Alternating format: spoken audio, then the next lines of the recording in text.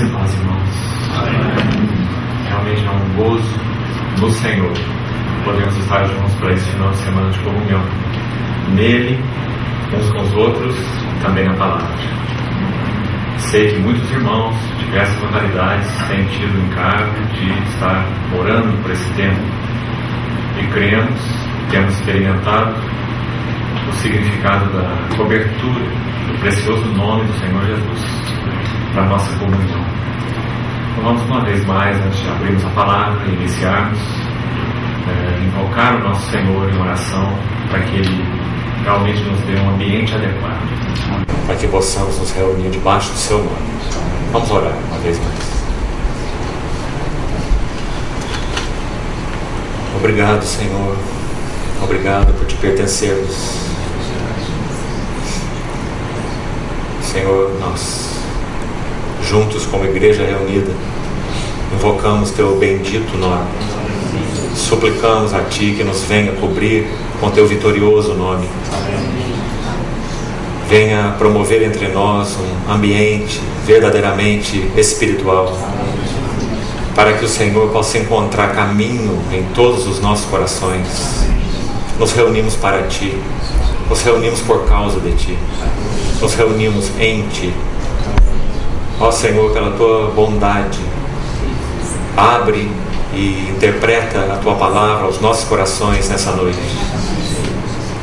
Nós reivindicamos pela fé a unção do Espírito do Senhor preparada para nós nessa noite, tanto para o que fala quanto para os que ouvem. Dependemos de Ti. Ajuda-nos, habilita-nos, nos colocamos em Tuas mãos.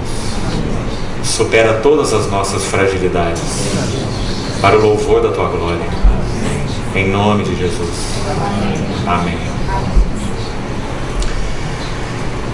Irmãos, meu encargo para esses 3 dias de comunhão, ele se baseia em uma frase de um verso das Escrituras, que já vamos ler. Mas ainda antes de abordar esse verso e destacar essa frase, que será o tema dos nossos 3 dias de comunhão, gostaria de passar por algumas escrituras juntos, compartilhando alguma coisa, e então focarmos exatamente onde vamos começar a entrar no encargo que entendo ser da parte do Senhor para esses 3 dias de comunhão. Vamos abrir nossas Bíblias inicialmente em alguns textos como um preâmbulo para esse tema. Salmo 127, versículo 1. Salmo 127, versículo 1. Vamos colocar bastante atenção nesses textos que serão lidos. Se o Senhor não edificar a casa, em vão trabalham os que a edificam. Provérbios capítulo 9, versículo 1. Provérbios 9, 1. A sabedoria edificou a sua casa, lavrou as suas 7 colunas. A sabedoria edificou a sua casa. Mateus capítulo 16, versículo 18. Mateus 16, 18. Começando na parte B do versículo. Sobre esta pedra edificarei a minha igreja. Ainda, Efésios capítulo 2, versículos 21 e 22. Efésios 2, 21 e 22. No qual todo edifício bem ajustado cresce para santuário dedicado ao Senhor, no qual também vós juntamente estáis sendo edificados para a habitação de Deus no Espírito. Ainda no capítulo 4 dessa mesma epístola, o verso 16: de quem todo o corpo, bem ajustado e consolidado, pelo auxílio de toda junta, segundo a justa cooperação de cada parte, efetua o seu próprio aumento para a edificação de si mesmo em amor. E vamos a mais 2 textos. Hebreus capítulo 11, texto que nosso irmão já nos lembrou aqui na abertura, versículo 10. Hebreus 11, 10. É dito de Abraão e dos seus filhos Isaque e Jacó, os patriarcas, o seguinte no verso 10 do capítulo 11: porque aguardava a cidade que tem fundamentos, da qual Deus é o arquiteto e o edificador. E ainda um último texto, 1 Pedro capítulo 2, versículo 5: também vós mesmos, como pedras que vivem, sois edificados, casa espiritual, para ser sacerdócio santo, a fim de oferecerdes sacrifícios espirituais, agradáveis a Deus por intermédio de Jesus Cristo. Nós sabemos muito bem que essa visão de edificação, ela percorre toda a Bíblia, como uma linha de ouro, de Gênesis a Apocalipse. A primeira menção explícita desse termo edificar na Bíblia, curiosamente, aparece em Gênesis 2, antes mesmo da entrada do pecado e da queda do homem. É dito que quando o Senhor tomou algo do homem, e na versão revista atualizada de Almeida diz assim, transformou-a, essa é a palavra usada aqui nessa tradução, em uma mulher e lhe trouxe. A palavra hebraica original é mais significativa, é edificou-lhe. O Senhor tomou algo do lado do homem e edificou-lhe uma mulher. Que maravilhosa figura é essa? Porque nós sabemos o que esse sono de Adão tipifica. Romanos 5 é bem claro ao dizer que Adão prefigurava aquele que havia de vir. Então esse sono de Adão, é claro, é uma figura da morte de Cristo. Quando o Senhor toma algo daquele sono de Adão do seu lado e edifica uma mulher, isso é tão maravilhosamente interpretado no Novo Testamento. Quando, pela primeira vez, dos lábios do próprio Senhor Jesus, sai essa frase. A primeira vez. Eu mesmo, ninguém mais, eu edificarei a minha igreja. É isso que nós vemos lá no sono de Adão, em Gênesis 2. Tipologia. E, de certa forma, profecia. Cumprida pelo nosso Senhor Jesus, através daquela obra tremenda que Ele realizou na cruz do Calvário, nos seus 2 aspectos. O aspecto da morte e o aspecto da ressurreição. Então, lemos alguns versículos, e realmente foram alguns, não sei exatamente quantos lemos, talvez 6 ou 7, mas apenas pequenos exemplos de o quanto essa verdade de edificação ela percorre a Bíblia. Se Gênesis 2 é mencionado a primeira vez naquele sono de Adão, então, quando o Senhor lhe edifica uma mulher, a última vez, essa última menção é Apocalipse 21, penúltimo capítulo da Bíblia, quando João tem aquela visão do edifício de Deus. Venha mostrar-te-ei a noiva, a esposa do Cordeiro. Isso foi o que João viu. Lembra-se, a esposa. Eva, naquela tipologia de Gênesis 2. A igreja, na realidade espiritual do Novo Testamento. Então, vem mostrar-te-ei uma noiva, uma pessoa, a esposa do Cordeiro. Então, João é levado a um alto monte, mas o que ele vê? O que ele diz que viu? E eu vi a santa cidade. É maravilhoso isso. Edificação e casamento na Bíblia andam juntos. De Gênesis a Apocalipse. O que nós temos em Gênesis 2? Casamento. Por isso deixará um homem pai e mãe e se unirá à sua mulher. Por isso, por qual isso? Porque no propósito eterno de Deus, Ele preparou uma noiva para o seu filho. Por isso o homem deixa pai e mãe. Ele não deixa pai e mãe porque ele gostou de uma mulher. Se nós cremos na Bíblia, somos do Senhor, nós deixamos pai e mãe por causa de Cristo e da igreja. Porque nosso casamento é um símbolo, é uma figura, é um tipo de uma tremenda verdade celestial. Então, esses assuntos vão pela Bíblia toda e não são exatamente o nosso foco para esse tempo de comunhão, nesses 3 dias, mas são sim o fundamento de tudo que vamos falar. Porque nós vamos tomar uma frase então do apóstolo Paulo em 1 Coríntios 3 e vamos buscar a ajuda do Senhor para, se possível, compartilharmos 4 palavras, 4 verdades tremendas dentro desse assunto de edificação em 2 pares. Vamos buscar iniciar isso hoje nessa primeira reunião. 1 Coríntios 3, nós temos o texto de onde vamos então extrair o que será motivo de nossos estudos nesses dias. Também o assunto é edificação. 1 Coríntios 3, Paulo diz assim, vamos ver com atenção os versículos 9 e 10. Porque de Deus somos cooperadores. Porque operador é Deus. Então dele nós só podemos ser cooperadores.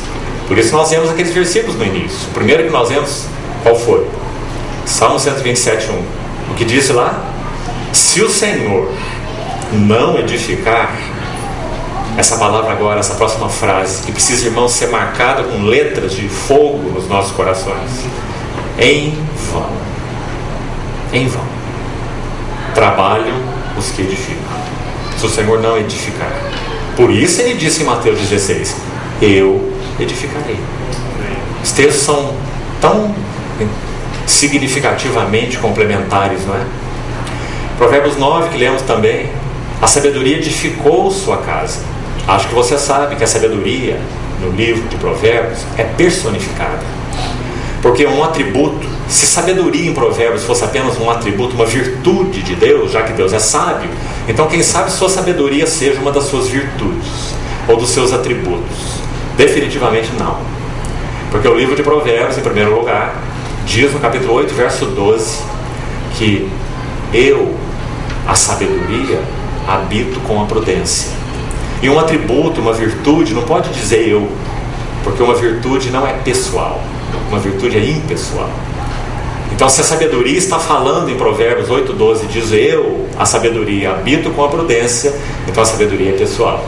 E a partir do verso 21, apenas umas referências para o seu exame pessoal aí no seu estudo. Provérbios 8, 21 em diante, você vai ver o quanto essa sabedoria é realmente pessoal. Ela é descrita como estando e sendo o arquiteto de Deus na sua criação.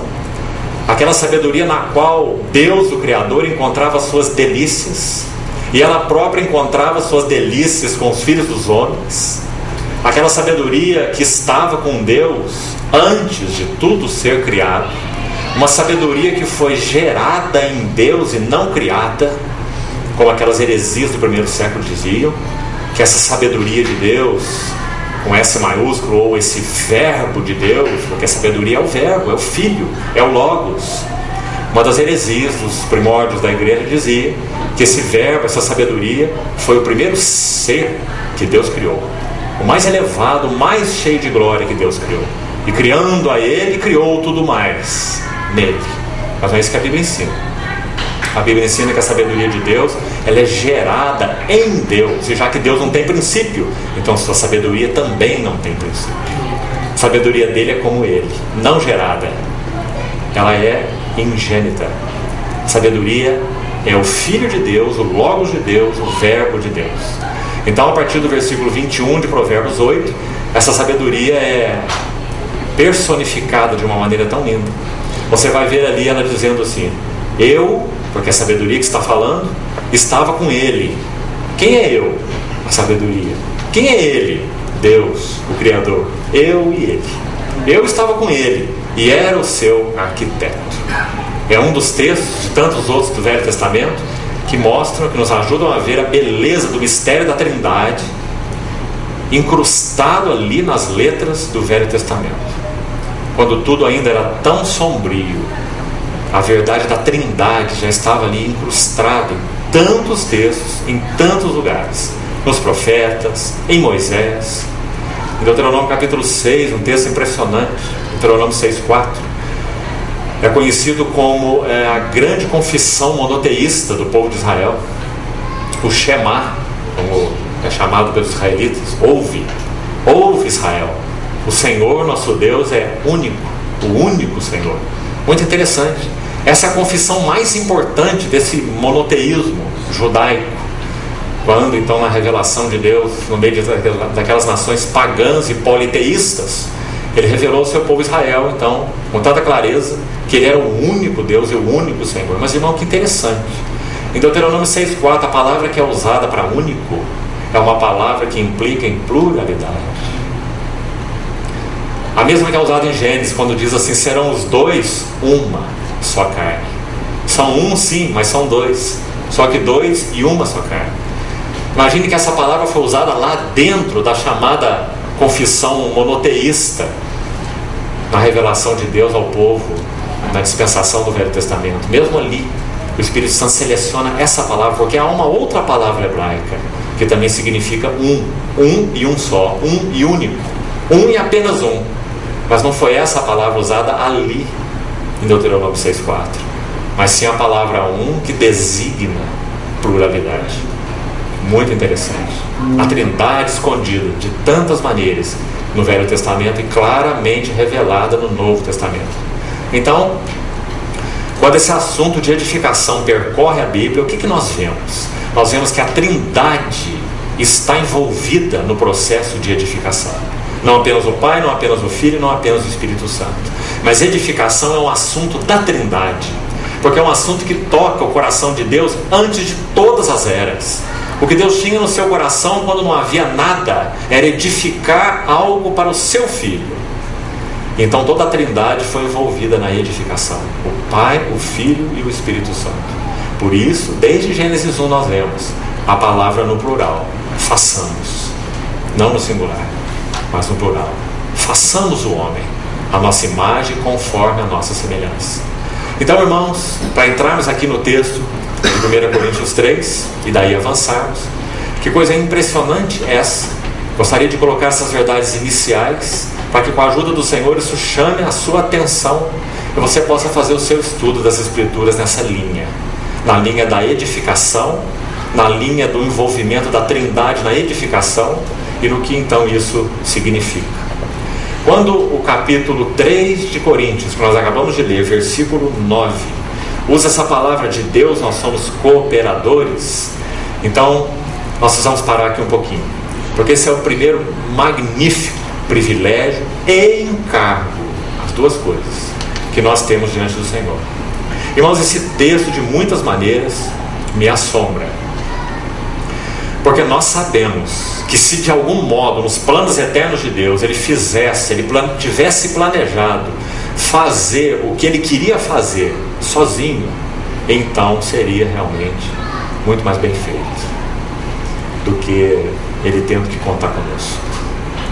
Mas no seu projeto eterno, no seu plano eterno, ele designou contar conosco. Irmãos, isso é assombroso. Ele tem todo o poder. Ele é o Deus Todo-Poderoso. Lembra quando Abraão tentou de alguma maneira ajudá-lo, ouvindo a voz da sua esposa? Ah, filho, como filho? Você é um velho, eu sou uma velha, e eu sou estéril. Que filho é esse? Toma essa nossa serva Agar, não é? Então, se tem que ter filho, acho que o único caminho é Agar, não é? Esse foi o pensamento deles. Então, o Agar foi gerado, a carne entrou em ação, a boa carne, a carne esperta, né? A carne estratégica, a carne que quer fazer para Deus. Então ela entrou em ação e Ismael foi gerado. E são 13 anos de silêncio de Deus depois que Ismael foi gerado. Depois que Abraão gerou Ismael, Deus fica quieto 13 anos. Muitas vezes é isso que acontece conosco quando nós tentamos ajudar Deus na carne. Depois de 13 anos de silêncio, já que Abraão gerou Ismael com 86 anos, e o Senhor falou com ele a próxima vez quando ele tinha 99 anos. Então é registrado no capítulo 17 de Gênesis que quando Abraão tinha 99 anos, o Deus Todo-Poderoso uma palavra especial ali, agora, naquele momento. Eu sou o Deus Todo-Poderoso. Você está entendendo o que quer dizer para Abraão? Dizendo, Abraão, não precisa da sua ajuda. Eu sou o Deus Todo-Poderoso. E aconselhou ele assim: anda na minha presença. O resto você deixa comigo. Anda na minha presença e ser perfeito, ou completo, adequado, não é? Então, que coisa, que lição Abraão teve que aprender com 13 anos de silêncio de Deus. Tomara que nós não tenhamos que aprender assim, não é? Então, irmãos, esse edifício de Deus só Ele edifica. Hebreus 11:10 nós lemos Abraão, veja a lição que ele aprendeu, mesmo Abraão, não é? Que nós estamos falando. Ele aprendeu que há um edifício preparado por Deus, do qual ele é o arquiteto e o edificador. Ele não é só o planejador, arquiteto, mas ele é também o construtor. Ele é as duas coisas. Ele é o arquiteto e ele é o mestre de obras ao mesmo tempo. Arquiteto e edificador. Por isso nosso Senhor Jesus disse: eu edificarei minha igreja. Irmãos, mas se tudo isso então é tão claro para nós, esse é o motivo do assombro no versículo 9, primeira frase, de dizer assim que de Deus, lembre-se quem é esse Deus: eu sou o Senhor Todo-Poderoso. Mas aqui está escrito assim: de Deus nós somos o quê? Que maravilhoso, irmãos. Cooperador, imagine isso, nós cooperadores. Por quê? Porque ele ia tomar aquele objeto estragado de Efésios capítulo 2, mortos em delitos e pecados, andando no curso do mundo, segundo o príncipe da potestade do ar, do espírito que atua nos filhos da desobediência, seguindo as paixões da carne. Esse éramos nós. Se é que podemos dizer assim, o melhor de nós era isso. Efésios 2. Mas então o texto continua: mas Deus, esse Todo-Poderoso, sendo rico em misericórdia por causa do grande amor com que nos amou, então ele toma esse material e o que ele faz? Nós vamos estudar um pouco da epístola de 1 Coríntios esses dias, além de outros textos. Nós vamos focar um bom tempo aqui nessa epístola onde estamos. Nós vamos ver que Paulo começa essa epístola dizendo assim: chamados em Cristo Jesus, chamados para ser santos. Que coisa maravilhosa! Deus sendo rico em misericórdia por causa do grande amor com que nos amou, estando nós mortos, não é desmaiados, desacordados, é mortos nos vossos delitos e pecados, Ele vos deu vida. Então aqui a edificação de Deus está começando. Tomou os mortos, deu vida, não é? Ele vos deu vida. Vida como? Juntamente. Se você conhece um pouco dessa epístola aos Efésios, essa é uma das palavras importantes para o seu estudo microscópico desse livro. Juntamente. Aparece 4 vezes nessa epístola. Que tremenda palavra. Ele nos deu vida juntamente com Cristo. Porque não há vida à parte de Cristo. Ele é a vida estava nele, a vida é a luz dos homens. Ele nos deu vida juntamente com Cristo. E juntamente, de novo, com Ele, nos ressuscitou. E nos fez assentar nos lugares celestiais. Você vê que isso fala de uma posição em Cristo. Mas aí há um terceiro juntamente nessa epístola. E nós lemos no início, Efésios 2, 21 e 22. Nele, juntamente, estáis sendo edificados. Vida juntamente com Cristo, ressuscitados juntamente com Cristo, e nele juntamente estáis sendo edificados. Para completar isso, Efésios capítulo 3, aquela segunda oração de Paulo nessa epístola: juntamente com todos os santos, nós possamos compreender qual é a largura, o comprimento, a altura e a profundidade, e conhecer o amor de Cristo que excede todo entendimento. Por isso que nós precisamos desesperadamente uns dos outros no corpo de Cristo. Irmãos, que o Senhor nos ajude nesse final de semana de comunhão a vermos isso. Que Ele nos ajude. A unidade do corpo de Cristo, a comunhão do corpo de Cristo. Esse é o primeiro par de palavras que nós vamos estudar, gastar tempo com eles. Unidade, comunhão. Unidade, comunhão. A comunhão é vivida na base da unidade do Espírito. Por que nós temos comunhão? Porque o Espírito Santo nos fez um. Há um Espírito e há um corpo. E nós somos membros de Cristo. Mas o apóstolo Paulo, o mesmo que escreve isso, não para aí. Ele diz que nós somos membros uns dos outros. Não é tremendo, irmão? nós não somos descartáveis uns para os outros. Nós somos membros uns dos outros. Irmão, talvez não haja uma carta na qual esse assunto do corpo, unidade e comunhão seja mais profundamente tratado, por incrível que isso possa parecer, do que a Epístola aos Coríntios. Mas na verdade não é tão incrível assim, porque o maior, o central, o problema-chave dos Coríntios era exatamente relacionado a este assunto: o assunto da unidade e o assunto da comunhão. A carta começa com 4 capítulos. O 1, o 2, o 3 e o 4 tratam de unidade e comunhão. Mas não para aí. Depois você sabe no capítulo 5 que ele entra naquela questão, naquele fermento que estava levedando toda a massa, né? Se você conhece esse epístola. No capítulo 6 ele fala de um irmão levando outro irmão diante de tribunal, dizendo que isso não era adequado, etc. Ele trata alguns assuntos, mas veja que ele não perde esse foco dos 4 primeiros capítulos de vista: unidade e comunhão. Quando ele chega lá no capítulo 10, ele volta e diz assim: embora muitos, nós somos um só pão, um só corpo em Cristo. O cálice da bênção que abençoamos é a comunhão do sangue. O pão que partimos é a comunhão do corpo. Escute: comunhão, comunhão. Embora muitos, nós somos um só pão, comunhão, comunhão, unidade, comunhão. Esse assunto permeia toda essa epístola, porque os coríntios não estavam vendo isso com clareza. Sabe por quê? Irmãos, havia muito neles, da carne. Quando Paulo introduz essa epístola, nós vamos ver já, ele fala de uma maneira muito interessante a forma como essa igreja dos coríntios tinha sido enriquecida no Senhor, e por outro lado, a forma terrível em que eles estavam vivendo com toda a riqueza que eles tinham, espiritualmente falando. Isso tudo está no capítulo 1. A riqueza e a tristeza no mesmo capítulo. Mas antes de irmos para lá um pouco, vamos continuar aqui onde estamos lendo, para buscarmos a frase-chave que eu gostaria muito de destacar com os irmãos para esse final de semana. Então, de Deus nós somos cooperadores. Palavra maravilhosa essa, como já falamos. Ele quis contar conosco. Ele tomou aquele material, como estávamos falando, e santificou e purificou. Está trabalhando no interior de cada um de nós. Ele está nos edificando em Cristo, porque ele disse: eu edificarei minha igreja. Então ele está nos edificando em Cristo pelo Espírito, na mesma medida e na exata proporção em que ele está trabalhando em nós, porque a obra de Deus somos nós, não é algo que nós fazemos para ele, mas somos nós mesmos. Então, na medida que ele está trabalhando em nós, então ele está preparando, edificando, conquistando cooperadores. Porque não há nenhuma obra que nós possamos fazer para Deus.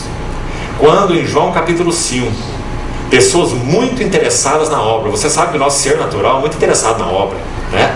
Nós queremos sempre fazer alguma coisa e nos movimentar, né? Então alguns discípulos e fariseus perguntaram assim para o Senhor Jesus: que faremos? Pergunta da atividade, né? Que faremos para realizar as obras de Deus? Uma pergunta feita no plural.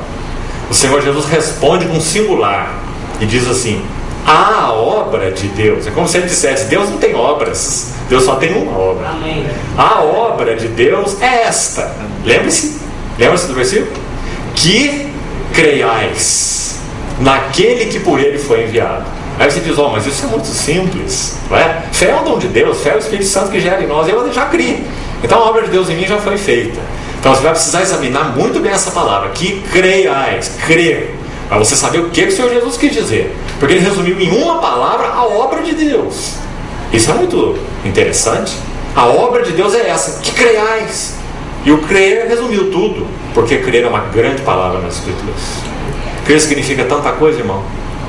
Assim como Moisés levantou a serpente no deserto, importa que o Filho do Homem seja levantado para que todo que nele crer tenha vida eterna.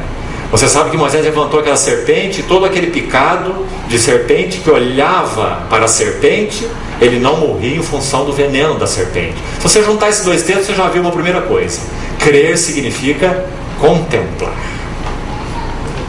Quando eles contemplavam aquela serpente, eles não morriam como resultado do seu veneno, não é? Eles teriam que fazer essa contemplação pela fé. Se algum picado de serpente, lá de Números 24, onde está esse texto, se ele dissesse assim, mas que história é essa? Aquela serpente está lá naquela haste, serpente de bronze, eu estou aqui picado, o veneno está em mim, não é? Isso aí não vai dar certo, não é? E ele não olhasse para a serpente, ele ia morrer com o veneno da serpente. Mas se ele contemplasse aquela serpente na haste de bronze, figura do nosso Senhor Jesus, aquele que não conheceu o pecado, Deus o fez pecado por nós. Maldito todo aquele que foi pendurado no madeiro. Cristo nos resgatou da lei, fazendo-se Ele próprio maldição em nosso lugar. Palavra forte. É isso que a serpente de bronze tipificava. Então aquele que olhava para ela não sofria os resultados, efeitos do veneno em si, porque esse olhar era resultado de uma atitude de fé. Se ele não tivesse fé, ele não ia olhar, ele ia duvidar. Deixa essa serpente para lá, isso não vai funcionar. Mas se ele olhasse, então ele não sofria os resultados, porque crer é ver, crer é contemplar. Mas crer significa mais do que isso. Crer significa união. O verbo no original grego fala de aderir, de colar, de colocar duas coisas juntas de maneira inseparável. João explora muito essa palavra nos seus escritos, nos 5, no Evangelho, nas 3 epístolas e no Apocalipse. Quando João fala sobre crer, o que ele quer dizer é viver uma vida de união com Cristo. Isso é crer nas palavras de João. Por isso ele usa tanto crer nos seus livros. Crer é aderir-se a, é estar em união. Então por isso o Senhor Jesus usou essa palavra para resumir. A obra de Deus é que creiais. A obra de Deus é que contempleis o Filho. A obra de Deus é que vivais uma vida de união com o Filho. Porque é baseado nessa vida de união que Deus vai realizar a sua obra. Qual obra? Meus filhos, por quem sofro dores de parto, até que Cristo seja formado em vós. Como que Cristo pode ser formado em nós? Se nós vivermos uma vida de união com Ele. Então você vai ver João usar muitas vezes: permanecei em mim, eu permanecerei em vós. Permanecer na epístola de João, um livrozinho de 5 capítulos. Permanecer aparece mais de 20 vezes.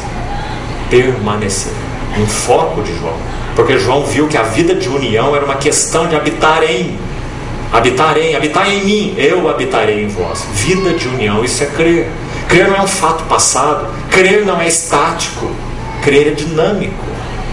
Nós cremos e cremos e cremos e vamos avançando na vida de união com Cristo, e Cristo vai sendo formado em nós. É assim que Deus levanta cooperadores. Porque como nós vimos, como poderia ser de outra maneira, irmãos? Nós vamos cooperar com o que para a obra do Senhor? O que nós temos para dar? Inteligência? Ajuda? Boas intenções? Educação? Cultura?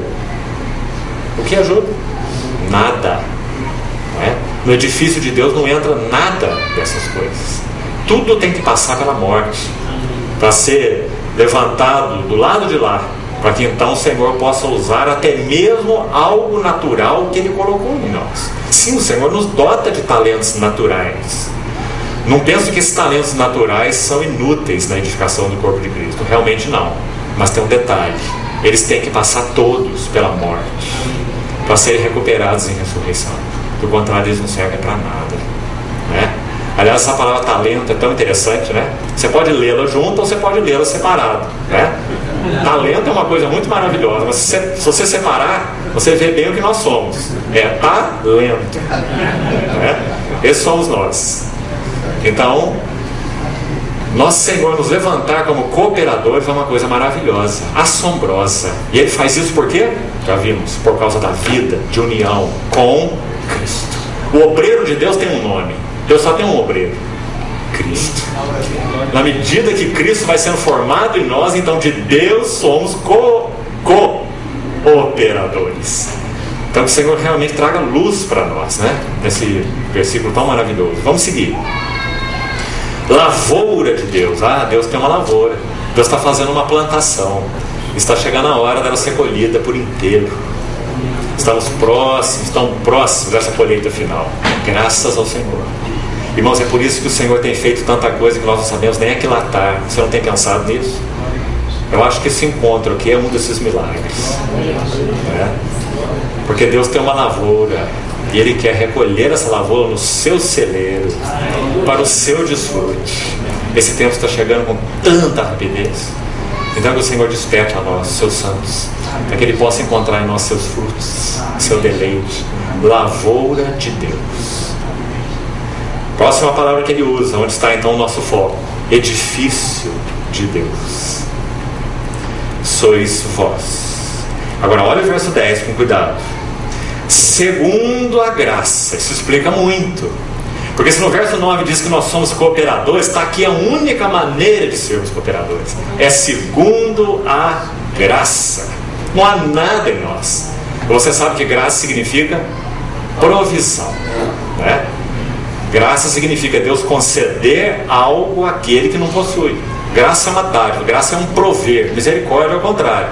Misericórdia é Deus não nos dá aquilo que nós merecíamos. O juízo, a condenação, a punição, Ele não nos deu por causa da sua misericórdia. Mas Ele não passou por alto isso. Alguém teve que pagar por nós, um substituto. Ele mesmo, na pessoa do seu Filho, não é? Então Ele pôde nos liberar graça, provisão, porque Ele foi misericordioso. A misericórdia vem antes da graça. Então, segundo a graça, você vê que Paulo não pode deixar isso de lado. É pela graça de Deus que nos foi dada. Então ele diz que me foi dada, citando o seu exemplo pessoal, né? Lancei o fundamento como prudente construtor. Outra frase interessante nesse verso é esse prudente construtor. Lembra que nós vemos em Hebreus que nesse edifício de Deus Ele é o planejador, Ele é o arquiteto, mas Ele também é o mestre de obras. Ele é o edificador. Então como Paulo pode dizer que ele era um prudente construtor? Ele só pode usar essa frase aqui se realmente ele tivesse falado o que ele já falou no começo do versículo 10. Ele é um prudente construtor por causa do quê? Por causa da graça. Por causa da graça. As riquezas insondáveis de Cristo, a revelação de Cristo. Antes ele não era um prudente construtor, sabe o que ele era? Um feroz destruidor. Ele perseguia os santos. Ele tinha cartas na mão dele para ir em Damasco e arrebentar com os irmãos lá, não é? Até que o Senhor passou uma rasteira nele no caminho de Damasco. E aquele que achava que via tudo, Saulo não achava que via tudo? Achava. Destruído aos pés de Gamaliel, circuncidado ao 8º dia, Hebreus de Hebreus. Quanto à lei, a justiça que há na lei, irrepreensível. Não é assim que ele escreve em Filipenses? Era assim que ele se via. Então aquele que achava que era o mestre, o sábio, o iluminado, ele foi com aquela carta para Damasco, levou uma rasteira, e aquele que achava que tudo via ficou cego 3 dias. 3 dias cego. Você imagina isso? O Senhor colocou aquele homem na cegueira para dizer: Saulo, você é um cego, você não vê nada. Depois de 3 dias aparece um irmão que a gente não sabe nem de onde veio, nem para onde foi, não é? Atos só cita ele uma vez, um simples irmão chamado Ananias. Ele batizou Saulo e deu uma profecia para Saulo da parte do Senhor, dizendo que ele seria um vaso, ele era um vaso escolhido para levar o seu nome para as nações e experimentar o quanto importa sofrer pelo nome do Senhor. E então aquelas escamas caem dos seus olhos e ele viu Ananias, um membro do corpo de Cristo. Que coisa maravilhosa, irmão. Essa foi a visão de Saulo. Ele viu Cristo, ele viu a igreja. Ele viu cabeça, ele viu o corpo, né? Por isso os escritos todos de Paulo são regidos por essa dupla visão, digamos assim, que na verdade é uma única visão, né? O mistério de Deus, Cristo. O mistério de Cristo, a igreja. Então, esse é o prudente construtor pela graça, verso 10. E outro edifica sobre ele, sobre o fundamento que Paulo lançou.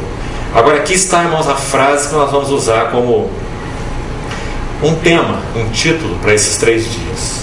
Porém, cada um veja como edifica. Isso é uma responsabilidade tremenda. Porque se Deus é o arquiteto e o edificador, se esse Deus no plano eterno que Ele concebeu, Ele quis cooperadores, porque Ele poderia não querer e fazer sozinho, se Ele quis cooperadores e fez tudo o que era necessário para ter esses cooperadores, a primeira coisa necessária era purificar esses cooperadores, né? Porque quando Deus no seu plano eterno, na sua escolha eterna, Ele os separou, Lá na visão eterna de Deus, nós sabemos muito bem que a queda já estava vista nos conselhos eternos de Deus. Deus é onisciente, conhece todas as coisas. Ele saberia que o homem criado cairia, não é? E nem por isso ele tirou uma carta B da manga. Deus nunca tem plano B. Nós é que precisamos de plano B. Deus só tem plano A, porque Ele é onisciente, onipotente, onipresente, conhece o fim antes do começo, não é? Então, quando Ele planejou tudo isso, Ele designou que teria cooperadores. Agora, esses cooperadores estavam todos estragados, todos perdidos, todos alienados, todos sem condição de fazer nada, nem por si mesmo e nem pelos outros. O quadro que nós já citamos de Efésios 2: mortos, escravos, andando no curso do mundo, debaixo da autoridade do príncipe da potestade do ar, com espírito de desobediência. Que cooperadores são esses? Que material é esse? Né? Mas Deus, como citamos, então Ele separou. Paulo vai falar isso aqui para os Coríntios. Ele santificou. Ele está trabalhando o caráter de Cristo nessas pessoas que Ele chamou, está tornando, na medida do trabalho de Cristo em nós, nos tornando cooperadores. Nunca esqueçamos isso. Nunca há como cooperarmos além da medida de Cristo em nós. Por isso, em Romanos 12, Paulo fala assim: pense cada um de si mesmo com moderação, segundo a medida da fé que Deus repartiu a cada um, né? Então nós precisamos muito desse critério do Senhor, que é na medida da graça que temos tido, da fé no sentido de união com Cristo, da vida de união com Cristo, é que nós podemos de Deus ser cooperadores, ou prudentes construtores, na palavra que Paulo usa aqui. Ele conclui então o verso 10 dizendo: porém, e aqui então nós vamos chamar a atenção, não vamos perder esse porém. Ele falou coisas preciosas aqui no verso 9 e no verso 10. Falou que nós somos cooperadores, falou que Deus tem uma lavoura, falou que Deus tem um edifício, falou que Deus deu graça, não é? E nos tornou, essa graça é capaz de nos fazer prudentes construtores desse Senhor que edifica a casa. Ele chamou cooperadores para edificar junto com Ele, trabalha neles para que eles sejam equipados para isso. Mas não nos esqueçamos, esse processo é um processo delicado. A carne está sempre aí, o ego está sempre aí. Então esse porém é uma nota tão especial nesse versículo. Depois ele fala tanta coisa, digamos, positiva, nos versos 9 e no verso 10. Ele termina com uma advertência: porém, observe com cuidado, veja cada um como edifica. Que importante isso, irmãos. Nós vamos entrar um pouco mais para frente. Acho que agora seria importante irmos ao início de 1 Coríntios, examinar alguma coisa aqui dentro desse assunto unidade e comunhão. Mas se o Senhor permitir, talvez não hoje, amanhã, nós vamos falar um pouco sobre esse como da comunhão do Espírito, como entramos nessa comunhão.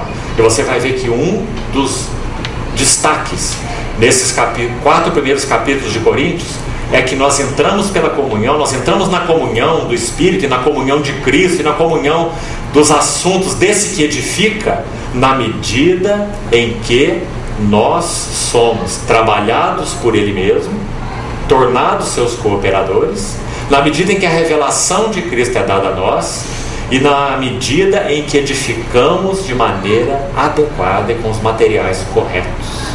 Então Paulo cita aqui o exemplo de quais seriam esses materiais. Nós vamos então depois examinar isso com mais cuidado e ver o que isso significa. Mas vamos, por favor, voltar aí uma página das nossas Bíblias e vamos examinar um pouco então dessa epístola de 1 aos Coríntios, até onde pudermos ir hoje. Nesse primeiro par de palavras então, unidade e comunhão. Vamos guardar isso, unidade e comunhão. Irmãos, eu sei que aqui há irmãos de histórias e contextos muito diferentes. Então eu gostaria de sugerir que em primeiro lugar nós examinemos algo aqui. Eu sei que muitos de nós temos ouvido muito a respeito dessas questões relacionadas, digamos, à base da igreja. O que é a base da igreja? Irmãos, eu acho que só há uma maneira de sermos exatos com as Escrituras para tentarmos entender esse assunto da base da igreja. Não creio que a base da igreja seja algo geográfico. Não acho que podemos dizer que a base da igreja é um assunto geográfico. É uma limitação administrativa, ou mesmo uma administração política. Porque se você procurar esse tema aqui, esse assunto da base, essa palavra base, o que é essa base e quais as implicações disso relacionadas a limites, você vai ficar em dificuldade. Porque você não vai encontrar as escrituras explícitas sobre isso, mas você vai encontrar uma coisa. Você vai descobrir que a base sobre a qual a igreja vive, relaciona e se reúne é a base da unidade do Espírito. Não é uma base geográfica ou administrativa ou política, é uma base espiritual. Se isso tem conotações geográficas, amém, porque nós podemos ter comunhão com os santos da China, não é? Nós temos comunhão no Espírito, somos um só corpo, mas não temos relacionamento prático. Não podemos viver a vida normal da igreja com eles não estão aqui, nós não os conhecemos, nós não estamos vivendo nossas vidas juntos, compartilhando Cristo, compartilhando nossas necessidades, tudo que a vida cristã significa, é a vida normal da igreja, não é? Então nós não podemos dizer que essa é a vida normal da igreja. A vida normal da igreja é nós compartilharmos uns com os outros Cristo e tudo que somos, temos, inclusive nossas necessidades, não é? Então a base da vida da igreja, a base do congregar da igreja, que é um item da vida da igreja, igreja não é reunião, igreja tem reunião, não é? Igreja é igreja 24 horas por dia. Então a base do viver normal da igreja qual é? Como que nós nos relacionamos e por quê? É a base da unidade do Espírito. Há um Espírito e um corpo.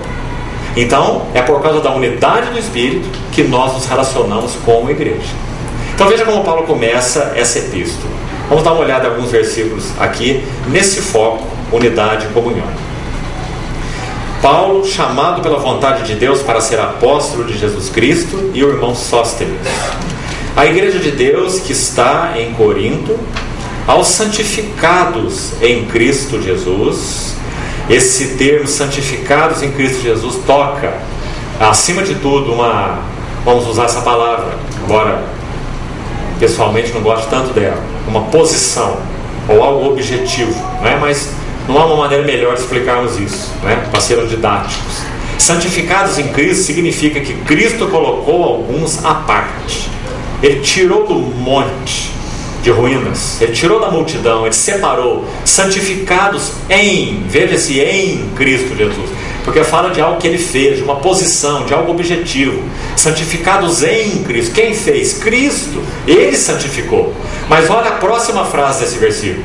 Digamos, ela mostra o complemento subjetivo.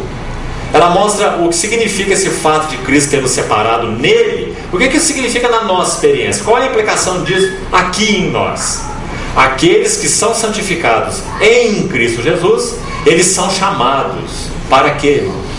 Para ser santos. Então você vê que interessante? Santificados em Cristo, porque Ele nos chamou nele, Ele nos pôs à parte. Mas digamos então que isso é algo objetivo, mas há uma contraparte aqui em nós, subjetivo.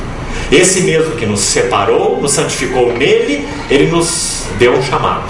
Qual chamado? Chamados para ser santos. Eu acho que nós não temos, nenhum de nós, dúvida do que significa santidade na Bíblia, né? Santidade na Bíblia significa ser semelhante a Cristo.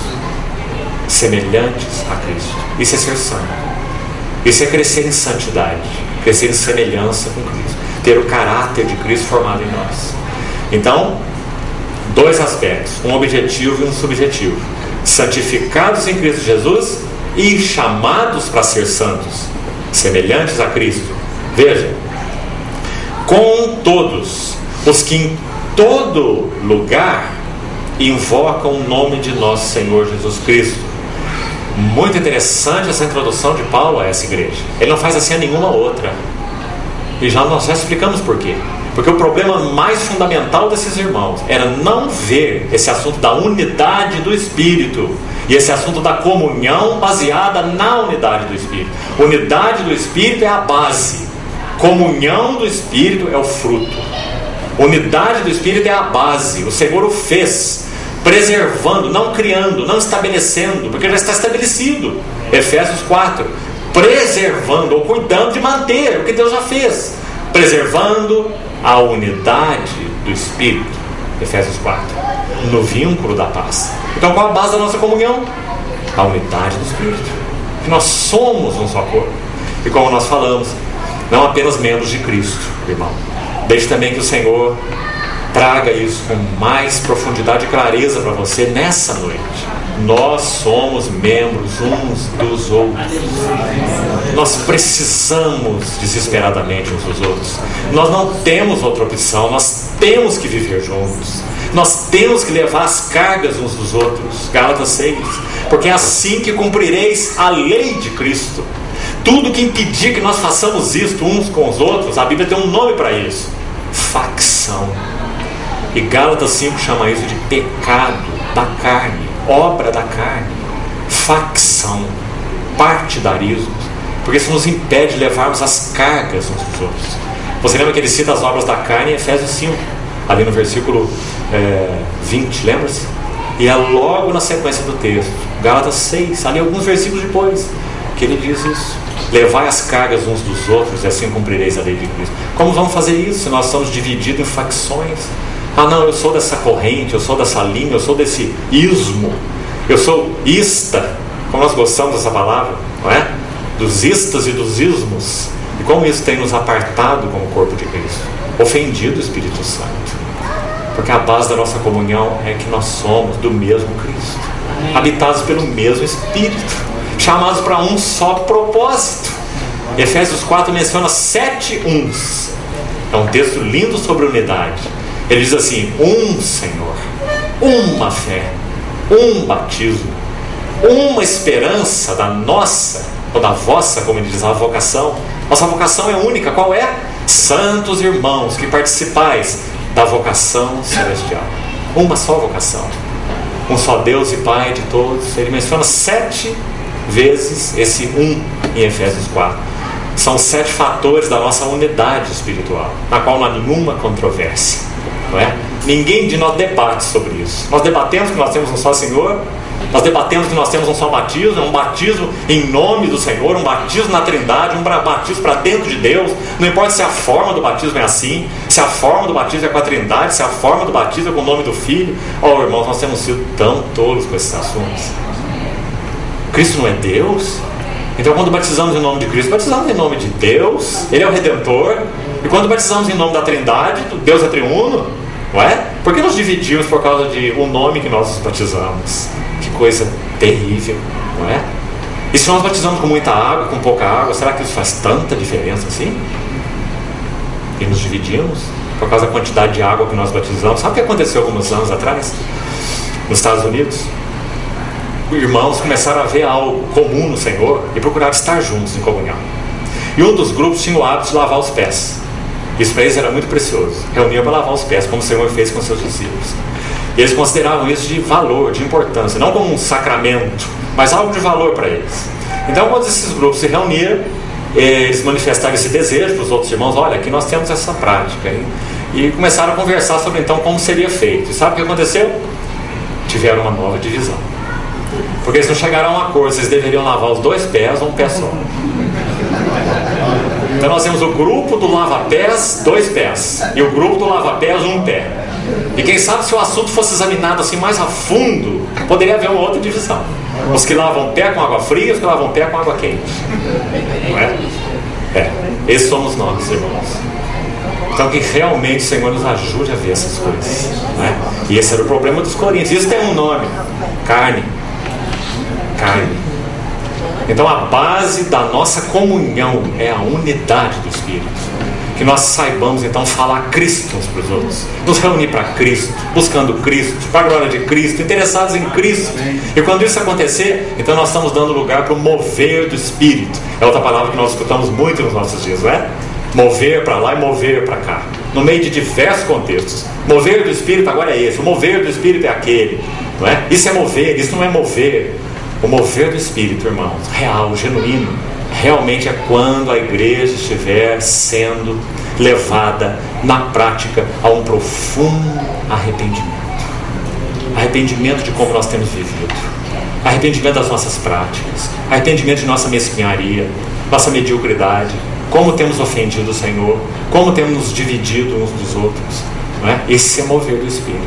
Nós precisamos clamar por um mover do Espírito nesses dias, que seja marcado por esse tema: arrependimento, uma mudança de mente, para que o Senhor nos reúna para Ele, só para Ele, para que Ele obtenha em nós o seu lucro, Ele obtenha a sua glória. Nós não sejamos escravos de homens, dominados por doutrinas, conceitos, interpretações bíblicas, ramos teológicos.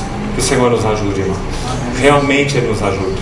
Nós cremos que o Senhor levantará, antes que Ele venha, um testemunho vigoroso. Não sei como você crê. Creio que sim. Creio que o Senhor não vai simplesmente retirar a sua igreja dessa terra como que um ato desesperado, mas que Ele gerará na vida, sim, de um remanescente, um povo dentro do povo, um povo dentro do povo. Mas Ele gerará nesse povo uma angústia pela sua glória, uma angústia pelo seu testemunho, uma angústia pelo seu nome. Nós carecemos dessa angústia nos nossos dias.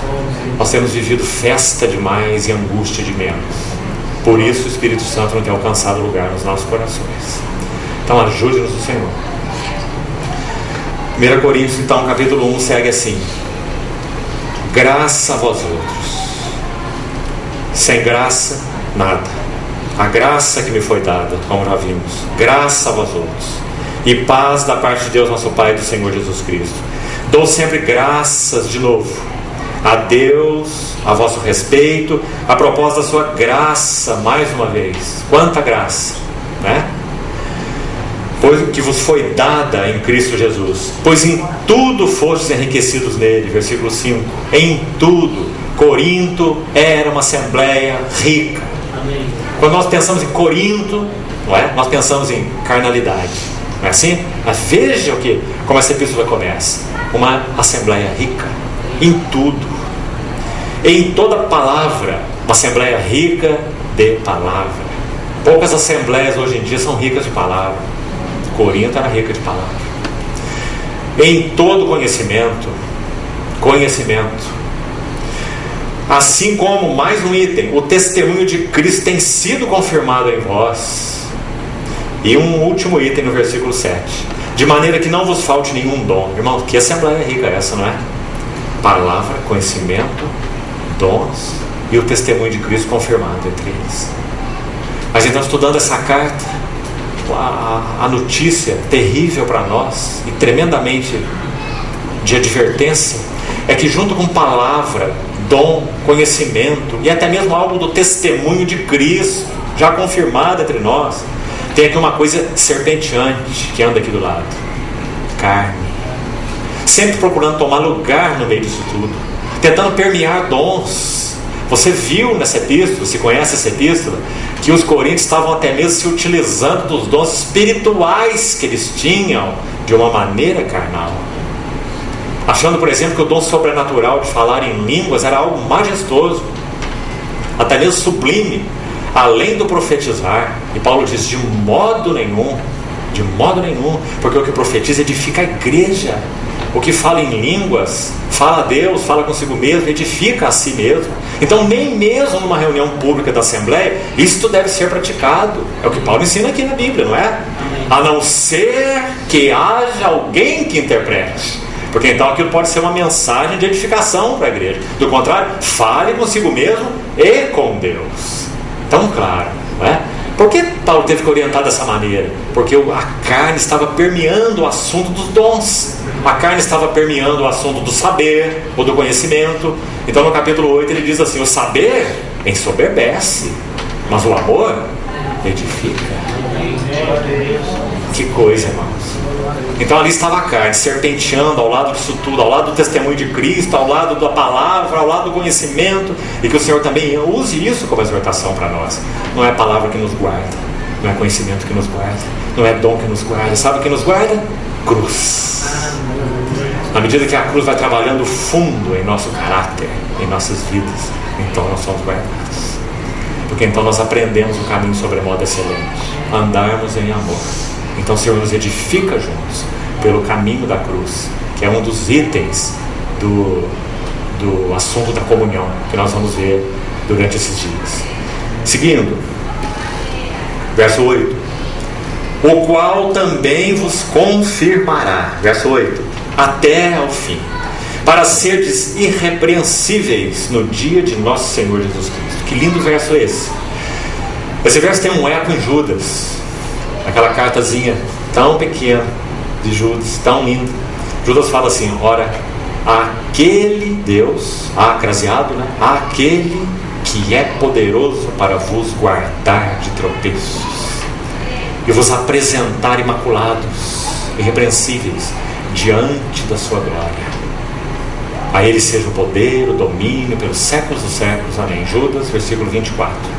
Isso tem um eco aqui nas palavras de Paulo, da mesma maneira. Está dizendo: Ele é poderoso para vos confirmar até o fim e vos apresentar aos serdes irrepreensíveis no dia do nosso Senhor Jesus Cristo. E agora o versículo 9 então diz assim: fiel é Deus. Que linda frase também é essa, irmãos, porque você sabe que Paulo vai escrever uma epístola de 16 capítulos. Ele já está sabendo tudo o que está acontecendo entre os coríntios. Sua carta já começou e ele tem muita coisa para escrever para eles e para tratar com eles, né? Mas olhe por onde ele começa, irmão. Não perca essas palavras. Ele está falando para os santificados em Cristo, não é? Ele está falando para os chamados para ser santos. Ele está mostrando o quanto aquela assembleia era rica e o quanto isso alegrava o coração dele, porque ele dizia: eu dou graças, porque vocês têm riqueza de palavra, riqueza de conhecimento, riqueza de dom, testemunho de Cristo é confirmado entre vós. Ele é fiel para vos guardar até o fim, irrepreensíveis, né? Por que Paulo pode fazer isso tudo? É por causa dessa frasezinha aí: fiel é Deus. Ele está lidando com a assembleia dele, ele sabe quem somos nós, não é? Se nós permitirmos que ele vá fundo em nós, no que ele deseja fazer, ele é fiel, ele não nos negará, não negará aquilo que ele estabeleceu conosco. Ele estabeleceu uma aliança fiel, uma eterna aliança, mas no processo de trabalhar de Deus em nós, esse processo de trabalhar de Deus é um processo interativo. Deus não passa sobre nós como uma locomotiva sobre as nossas cabeças, abolindo nossas vontades, abolindo nossas respostas ou nossa responsabilidade. Nunca. A graça que nós já vimos aqui 3 vezes no início dessa carta: eu dou graças por causa da graça, e graça é paz. Essa graça nos habilita para exercermos responsabilidade. O lugar da graça em nós é esse, irmão. Ela não vem chutar a responsabilidade para o lado e dizer: fica para o lado você, porque minha graça faz tudo. Não. Paulo diz: quando recebeu do Senhor a graça, ele diz assim: nessa graça eu trabalhei, e trabalhei muito mais do que todos os apóstolos. Você fala: Paulo está se gloriando. Aí ele vai dizer de novo assim: porém não eu, mas a graça de Deus comigo. Não é lindo? Paulo vai como que de um lado para o outro. Ele diz: recebi graça, mas para que nós não deixemos a balança assim, com a graça pesando e a responsabilidade não significa nada. Então Paulo diz: eu recebi graça. Depois ele diz: e eu trabalhei, responsabilidade. E depois ele vai equilibrar a balança de novo. Ele diz: porém não eu, mas a graça de Deus comigo. É assim que a graça opera. Então, irmão, nunca pense assim: quando Deus quiser Ele vai fazer isso em mim, quando Deus quiser Ele vai mudar, eu preciso de mais graça. Nunca pense assim. Hebreus vai dizer várias vezes que o tempo de Deus se chama hoje.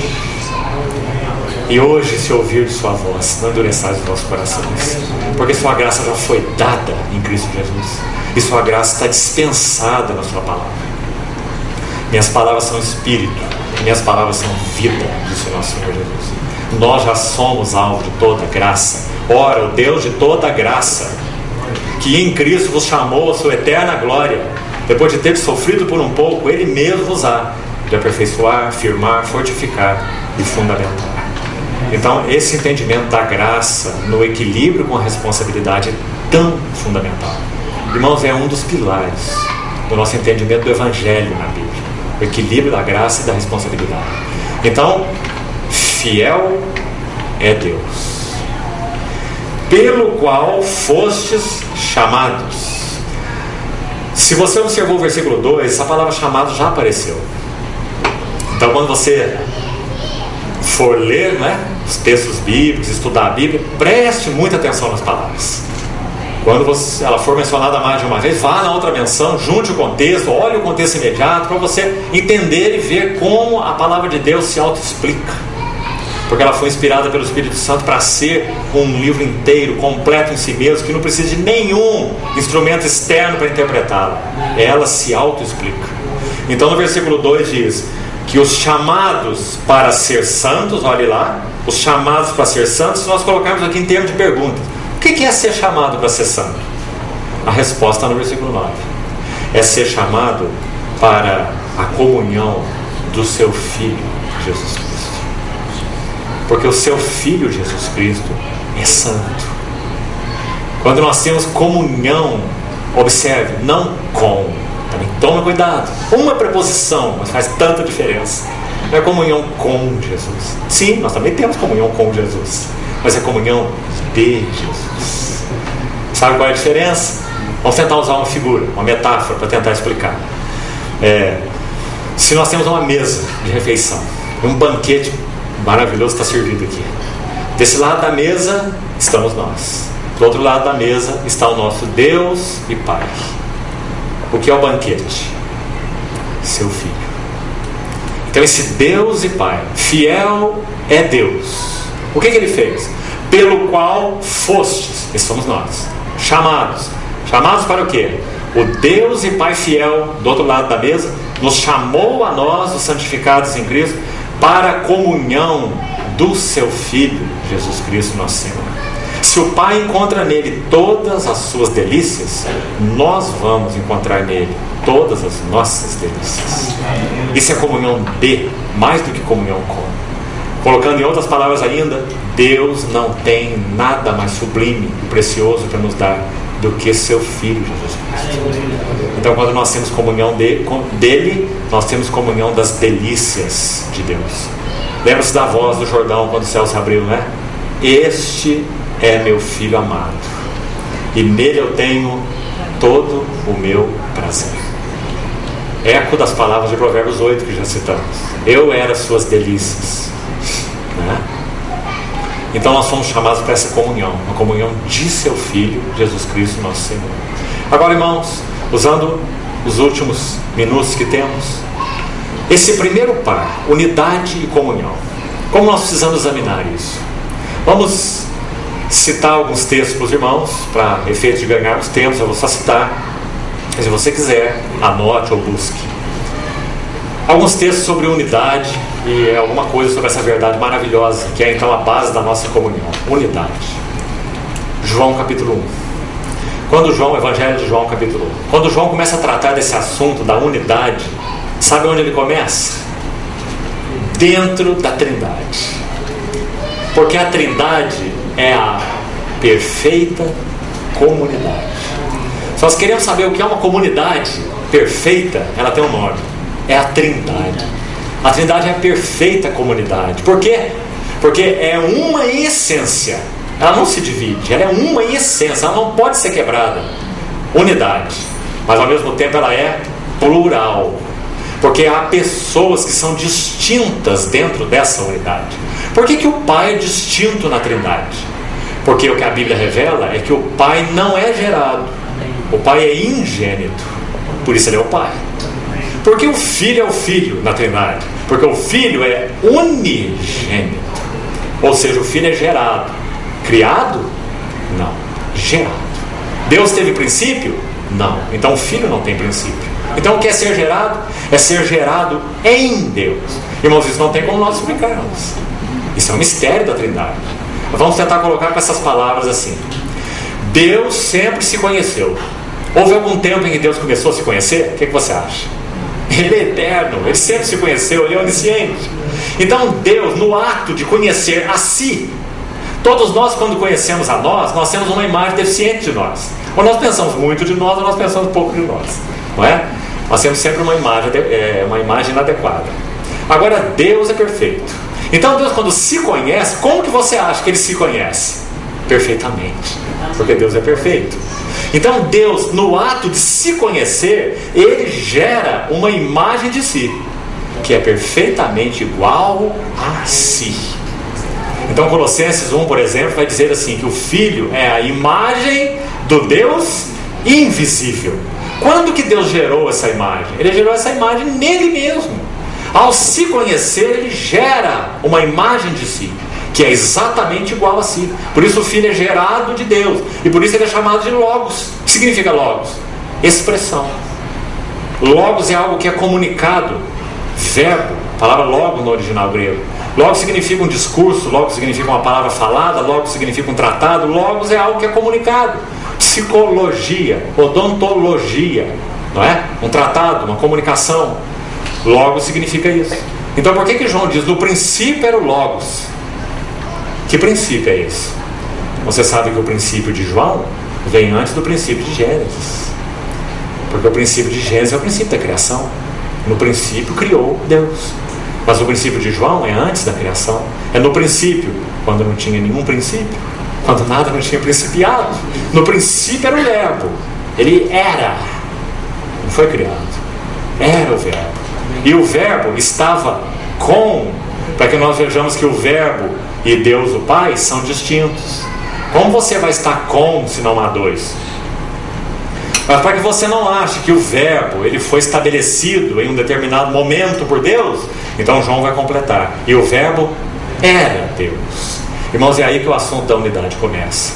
Por que isso é tão essencial? Nós estamos falando aqui de teologia sistemática, irmãos. Nosso interesse é teologia sistemática? Não. Nosso interesse é revelação bíblica. O assunto da unidade começa aqui. Se nós não vermos essa unidade em Deus, no Deus triuno, então nós não teremos a verdadeira visão do que é unidade. Nós achamos que unidade é algo promovido de alguma maneira. Não confunda unidade com união e nem com uniformidade. Porque nós vamos nos mesmos lugares, falamos a mesma coisa, vestimos do mesmo jeito. Isso não é unidade, isso é uniformidade. A Trindade não é uniforme, a Trindade é una, triuna. Então, o que esse versículo tem para nos ensinar? Muita coisa. Mas eu queria destacar um ponto aí sobre unidade.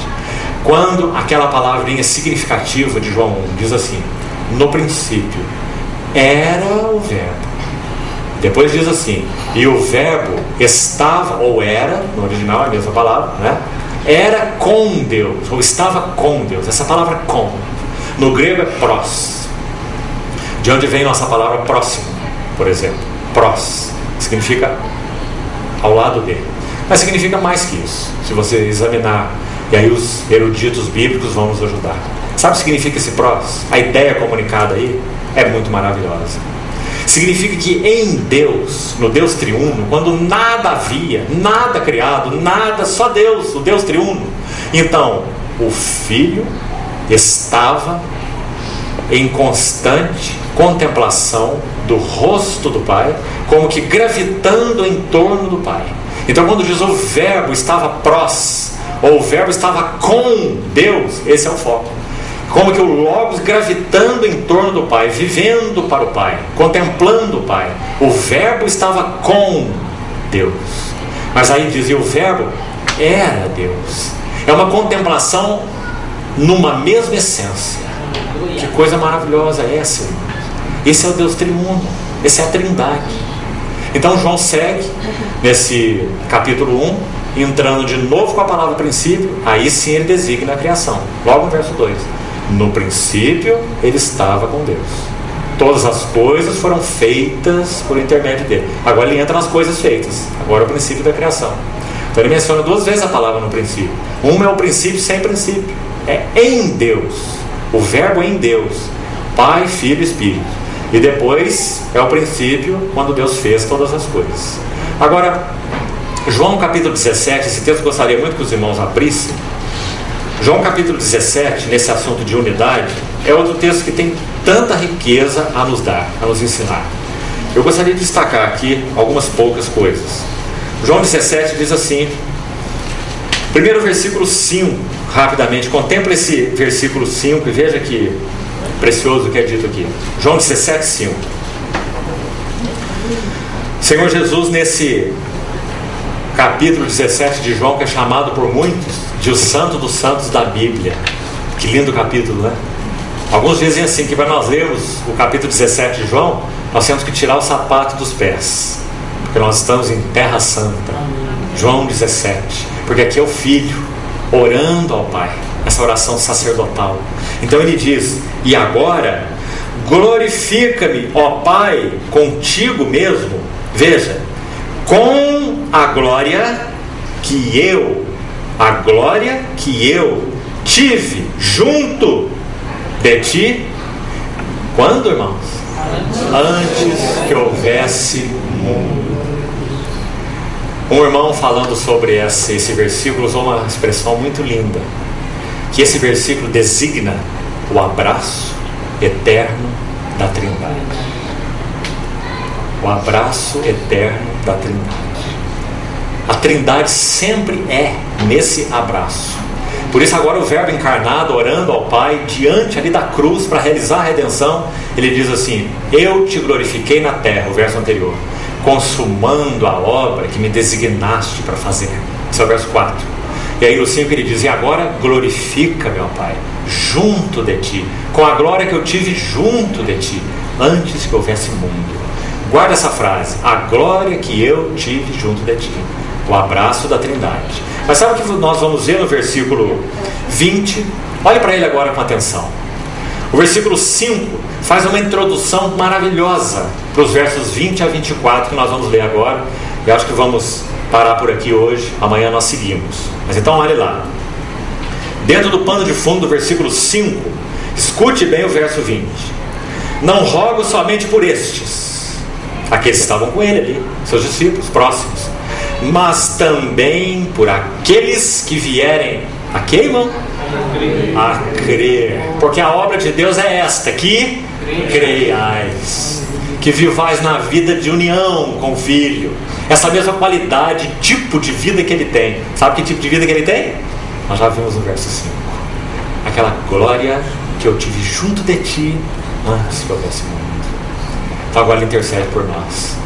Você está vendo que João está explicando que Paulo chamou de fiel é Deus, pelo qual fostes chamados à comunhão de seu Filho Jesus Cristo. Você está vendo isso aí nas palavras de João? Por aqueles que vierem a crer em mim por intermédio da tua palavra.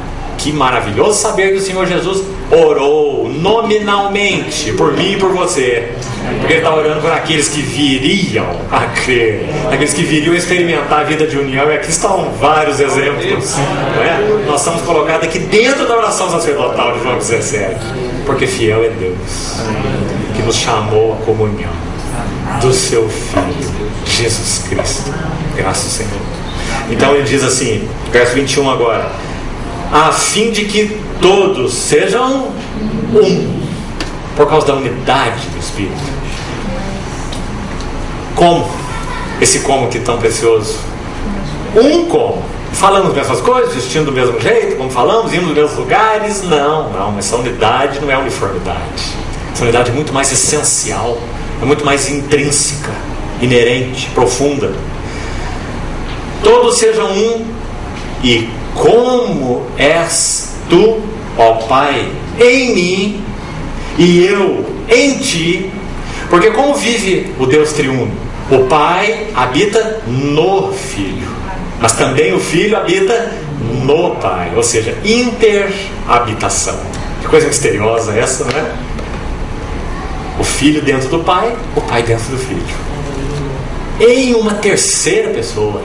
Porque o Espírito procede do Pai para o Filho e o Espírito procede do Filho para o Pai.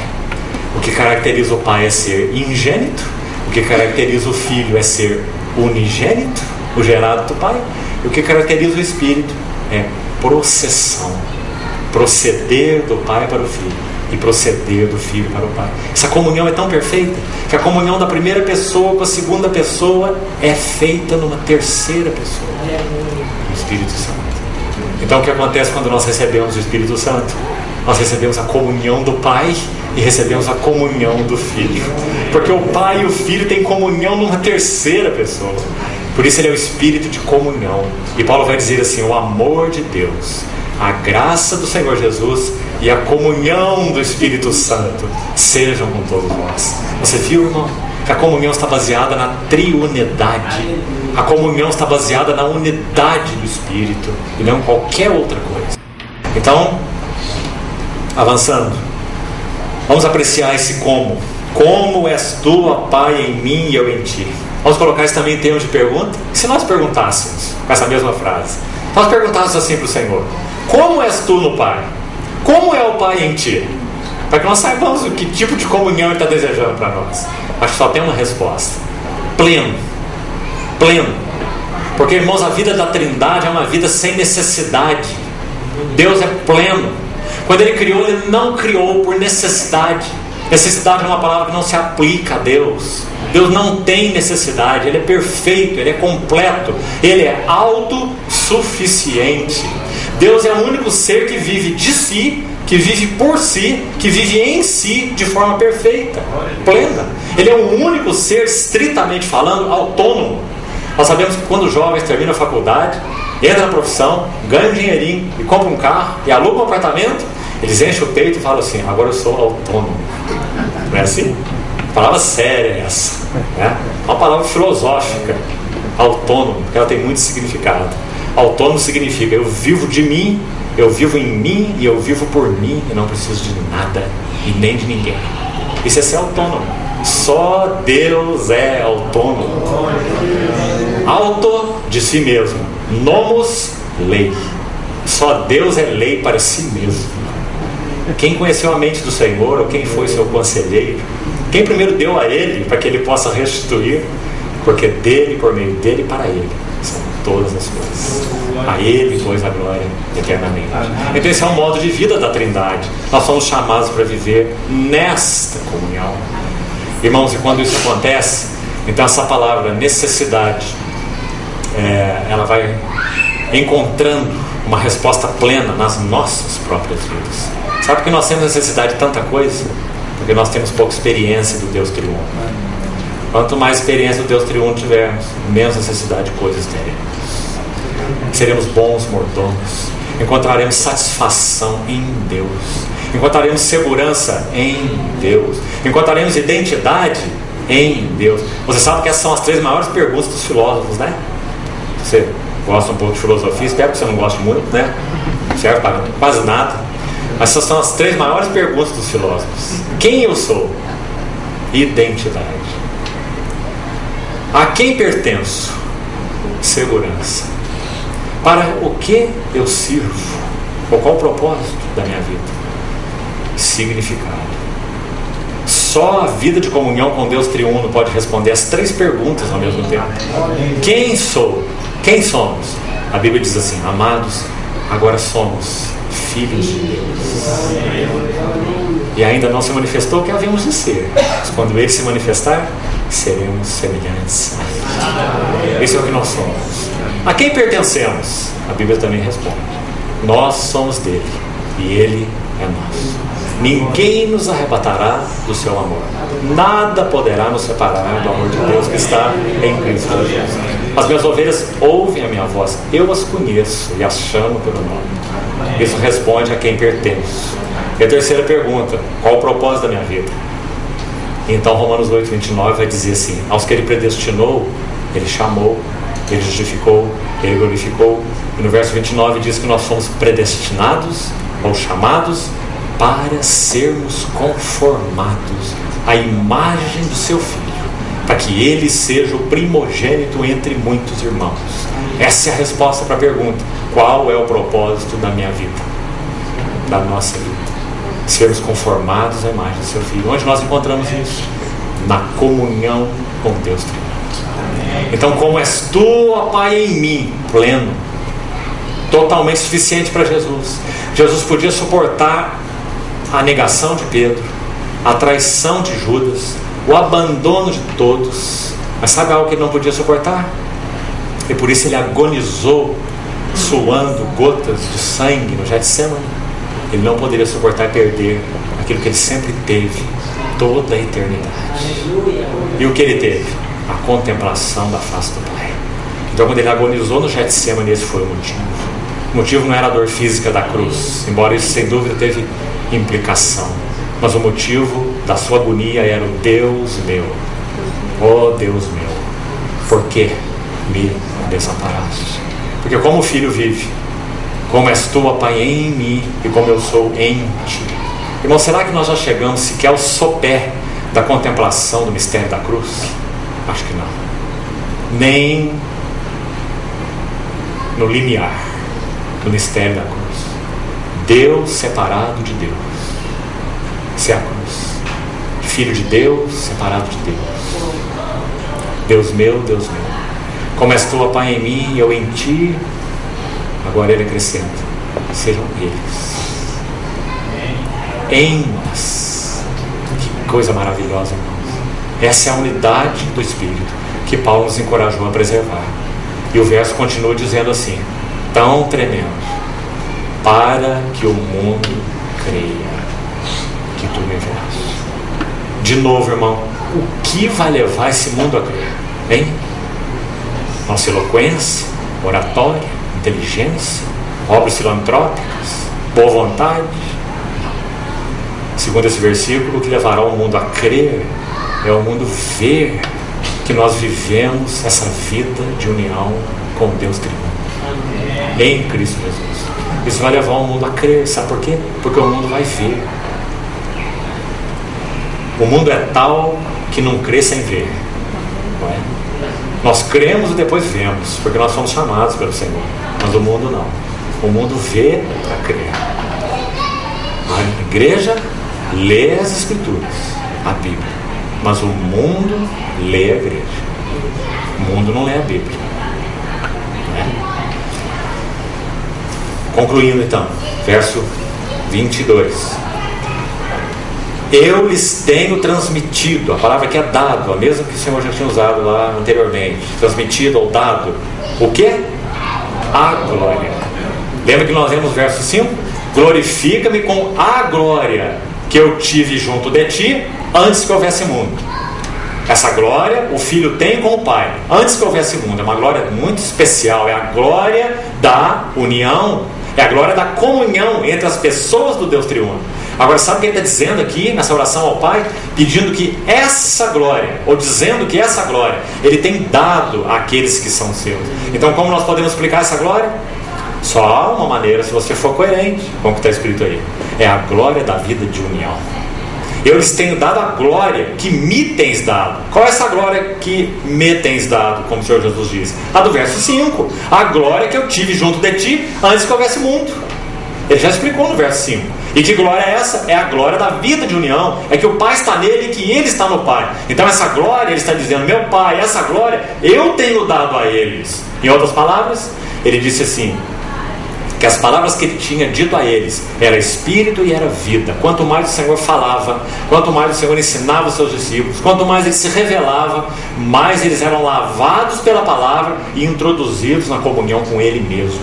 É assim conosco, irmãos.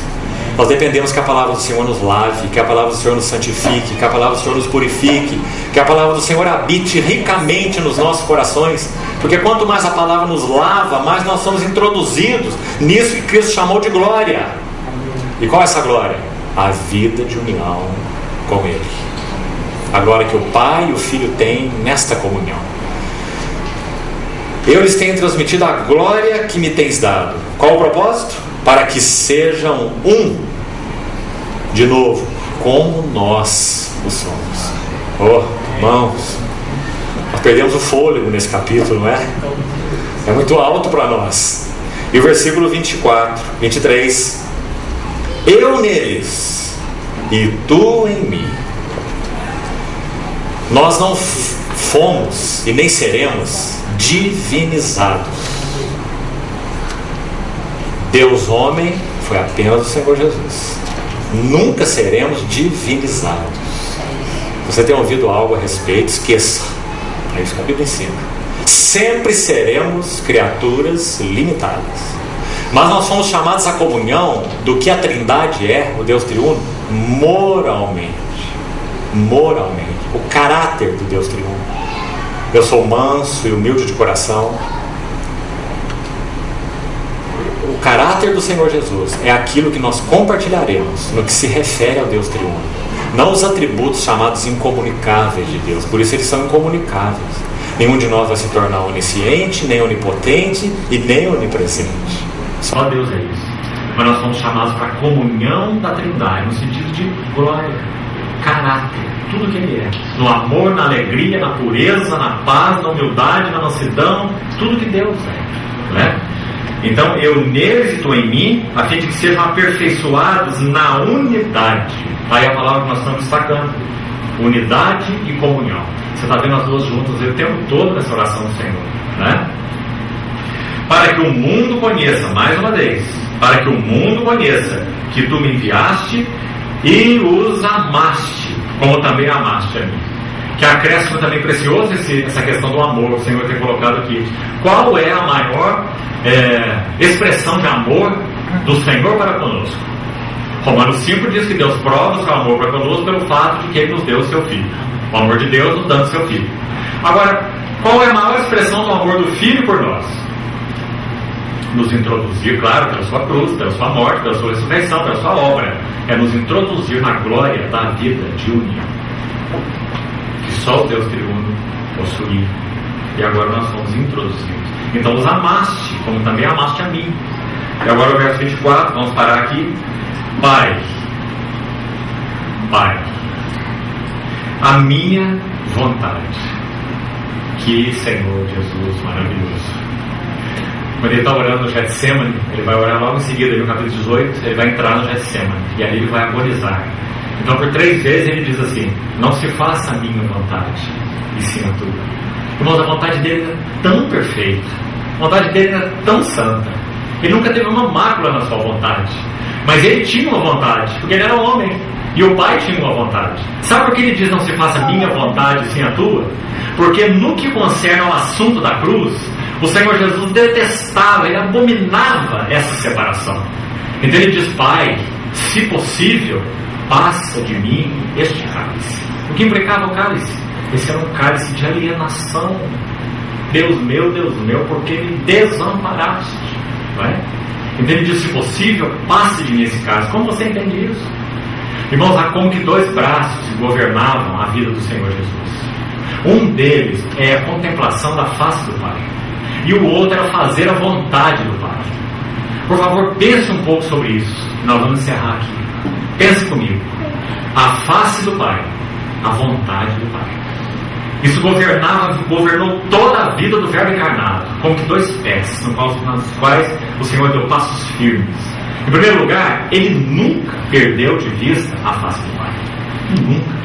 Foi por causa de ver a face do Pai que ele pôde suportar tudo que ele suportou. Aquelas faces rancorosas contra ele eram para ele nada, porque ele sempre via a face de aprovação do seu Pai.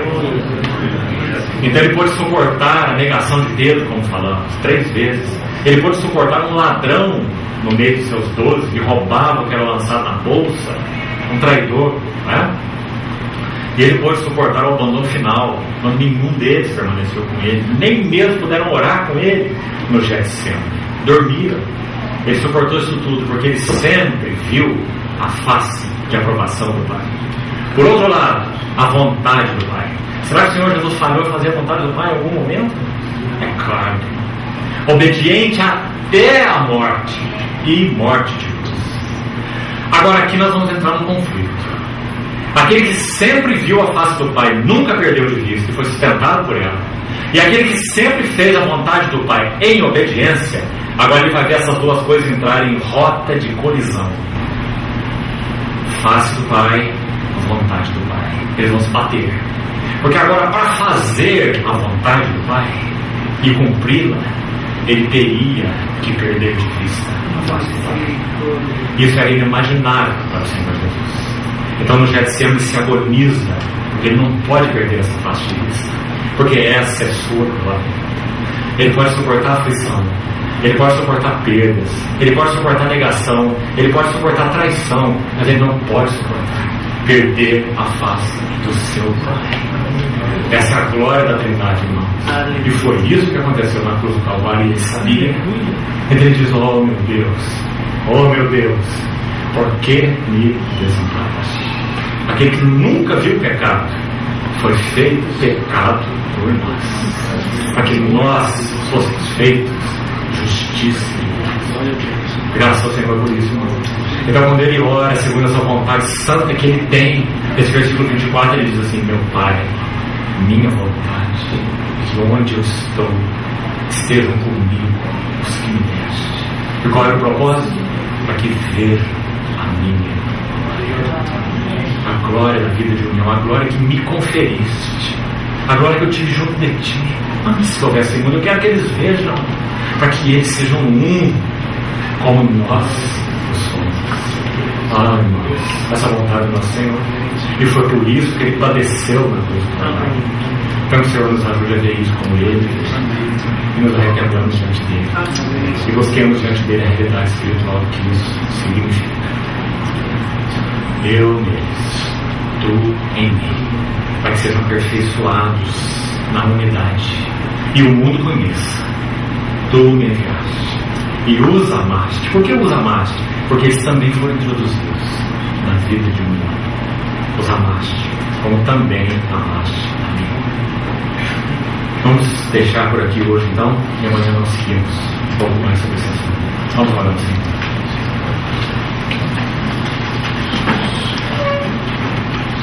Querido Pai, nós reverentemente e humildemente entregamos nossas vidas ao Senhor nessa noite, mais uma vez.